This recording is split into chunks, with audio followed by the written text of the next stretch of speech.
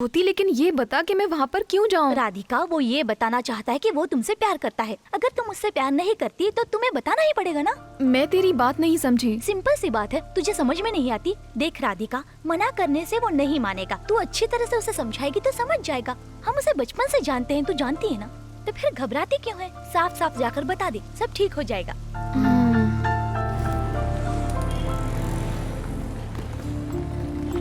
आइए सर, आइए। आप लोग अंदर चले जाइए।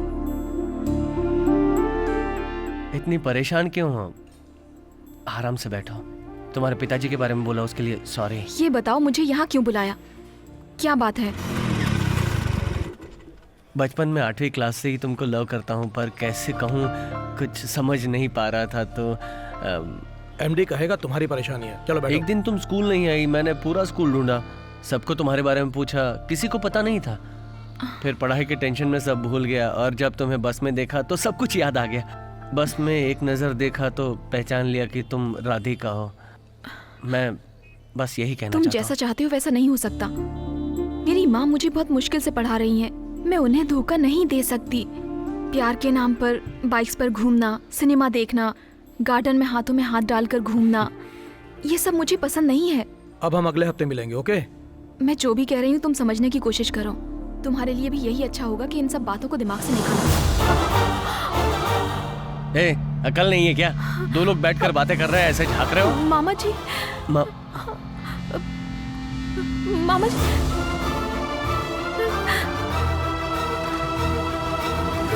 जी, मामा जी,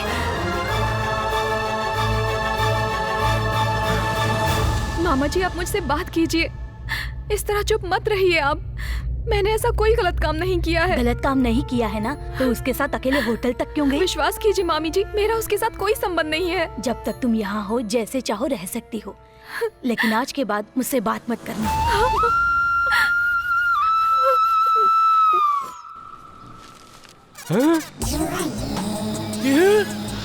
हमारे इस पवित्र भारत देश में ये चड्डी पहन के घूम रही है। अभी बताता हूँ। रुक जा, रुक जा। बाथरूम से नहाकर बिना कपड़ा पहने यहाँ धूप में कपड़ा सुखाने के लिए आई है क्या? इन्ना पेस रहे? अच्छा अच्छा, बाहर की हो तभी तो मैं बोलूँ। हमारे यहाँ की लड़कियाँ तो ऐसे कपड़े बिल्कुल नहीं पहनती। तुम लोग यहाँ के ऐसे कपड़े पहन के हमारे यहाँ की लड़कियों को क्यों बर्बाद कर रहे हो? Don't talk too much. 3 मत भी बोलूंगा बे।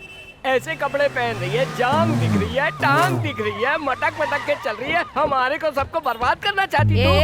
लड़कियों से क्या बदतमीजी कर रहा है? हाँ? ए मैडम, इन लोगों को देखो, आधी नंगी लड़कियां घूम रही है और आप मुझे डांट रही हो। ज्यादा बात करेगा तो तुझे ईव टीजिंग, दहेज उत्पीड़न, सास उत्पीड़न, भाई उत्पीड़न, साला उत्पीड़न, ससुर उत्पीड़न, लड़की छेड़ना, पुलिस को तंग करना, पब्लिक जमा करना, ये सब मामले में तेरे को अंदर कर दूंगी। मैडम, औरतों को बचाने के लिए तो आपने इतने सारे कानून बता दिए, मर्दों को बचाने के लिए एक भी नहीं है। एक भी नहीं है। तो मुझे ये कमीज भी नहीं चाहिए, ये लो, मुझे लुंगी भी नहीं चाहिए, और ये VIP की अंडरवियर भी मैं आज के बाद नहीं पहनूंगा भाई। सेमेस्टर एग्जाम जैसे ही खत्म हो जाएंगे तो माँ के साथ एक हफ्ता रह कर आऊंगी मैं।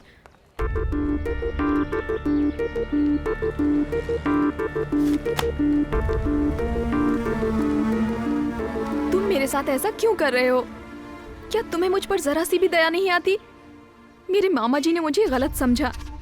इतने सालों से जिस मामी जी ने मुझे माँ की तरह रखा, उन्होंने मुझसे बात तक नहीं की, सिर्फ तुम्हारी वजह से। मैं तुमसे बस यही कहने आया था कि आज के बाद कभी तुम्हारा पीछा नहीं करूंगा। जब मैंने तुम्हें पहली बार बस में देखा तो पूछा कि क्या तुम राधिका हो। अगर उस दिन हाँ कह दिया तो मैं तुम्हें हाय कह के चला जाता। तुमने इनकार किया तो मैं तुम्हारे पीछे आया। तुम्हारा इनकार मुझे इकरार लगा। शायद मुझसे गलती हो गई। बाइक पर घूमना, सिनेमा जाना, गार्डन में जाकर बैठना, इस तरह के प्यार के बारे में मैं भी बिल्कुल नहीं जानता। मैं तुमसे शादी करना चाहता हूँ। आज से ठीक 6 महीने बाद तुमसे बस 2 मिनट के लिए मिलूंगा। अगर तुमने शादी के लिए हाँ कहा तो ठीक है, वरना अपनी किस्मत समझकर चला जाऊंगा। अगर मर्द पर मुसीबत आती है तो उस तक ही रहती है, लेकिन लड़की पर मुसीबत आती है तो पूरा परिवार परेशान हो जाता है। मेरी भी एक बहन है, मैं अच्छी तरह जानता हूं, तुम्हारी परेशानी समझ सकता हूं।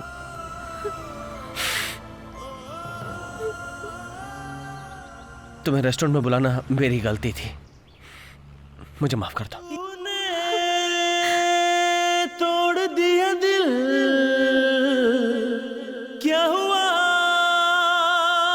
तुझको हासिल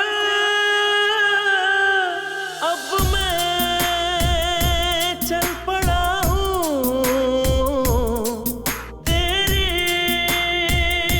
दुनिया से दूर।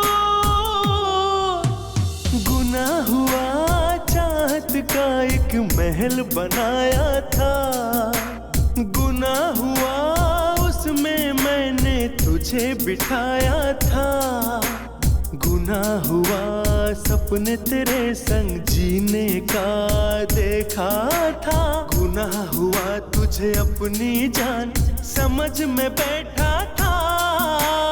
गुनाह हुआ चाहत का एक महल बनाया था, गुनाह हुआ उसमें मैंने तुझे बिठाया था। तूने तोड़ दिया दिल,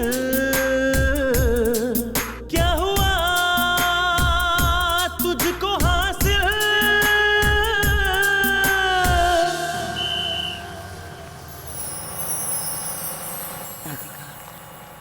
माँ, तेरे पिताजी को गुजरे 10 साल हो गए, लेकिन मुझे पता ही नहीं चला 10 साल 10 मिनट की तरह चले गए।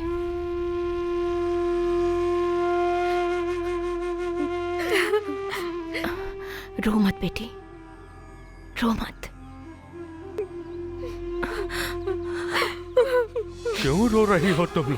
मेरा बेटा मर गया इसलिए?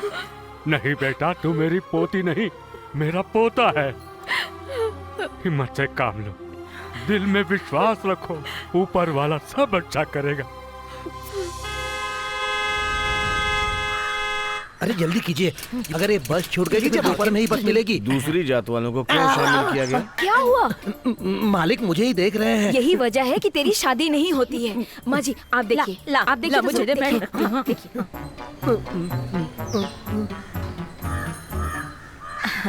क्यों भगवान, यहाँ क्या चल रहा है? बिल्ली बैठी है, कुत्ता चल रहा है, मैं चल रही हूँ, आप चल रहे हैं। वो सब तो ठीक है, ये मुसद्दी की मछली करी को लेकर यहाँ वहाँ चल रहा है ना, वो क्या बात है? क्या मछली की अरे करी? रे रे। ओ क्या है, मैं तुम्हारी मछली करी की खुशबू सूंघ नहीं सकता या फिर ढोल की आवाज सुन नहीं सकता? मैं श्रवण के लिए भेज रही थी, कभी कभी भेज दिया करती हूँ, उसको मछली की करी बहुत पसंद है ना। तुम में अकल है या नहीं है? अगर उसमें कोई कुछ मिला दे तो क्या होगा? 2 मिनट के अंदर तुम्हारी खत्म हो जाएगी कहानी किस्मत की। अरे बाप रे, मैंने तो ऐसा सोचा ही नहीं। खा ले मेरे भाई, खा ले। इतनी गर्मी में इतने परेशान होके तू खाना लाया, पहले तू खा ले। तू मुझे कितना भी मारे पीटे, लेकिन खाने के वक्त हमेशा तू मुझे पहले खाना खिलाता है। मैं तेरे इस प्यार पे मर मिटा हूँ मेरे दोस्त, मर मिटा हूँ। क्यों गणेश, खाना टेस्टी है ना? अबे माँ ने बनाया तो अच्छा ही होगा ना। हाँ हाँ, खा खा। तुझे चक्कर आ रहा है क्या? बिल्कुल नहीं भैया, मुझे लग रहा है तुझे चक्कर आ रहा है। वो किस लिए?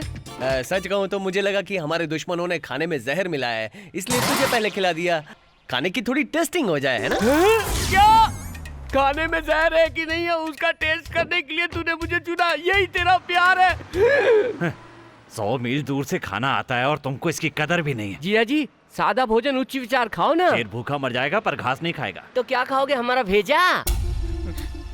मेरी सारी जमा पूंजी इसी जमीन पर लगी थी, हमारा पूरा भरोसा इस 7 लाख रुपए पर था।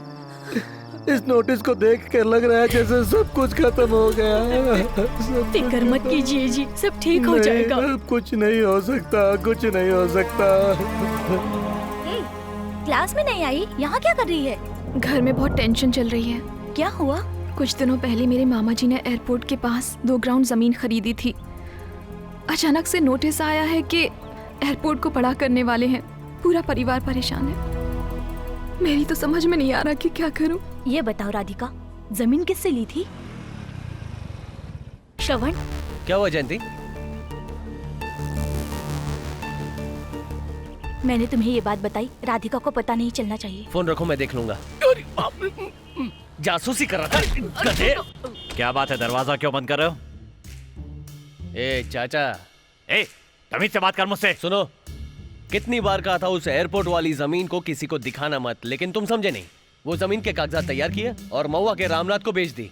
एयरपोर्ट को बढ़ाने का नोटिस मिलते ही वो पूरे परिवार के साथ मरने के लिए रस्सी लेने गया है। तुझे हाय ये लगेगी। अकेले नहीं खरीदी है, 160 लोगों ने मिलकर खरीदी है। उनके बारे में मुझे परवाह नहीं है। रामनाथ के बारे में अगर बताओ। हमारे स्टे को एयरपोर्ट अथॉरिटी वाले नहीं मानेंगे तो हम इसके लिए कोर्ट में जाकर अपील करेंगे।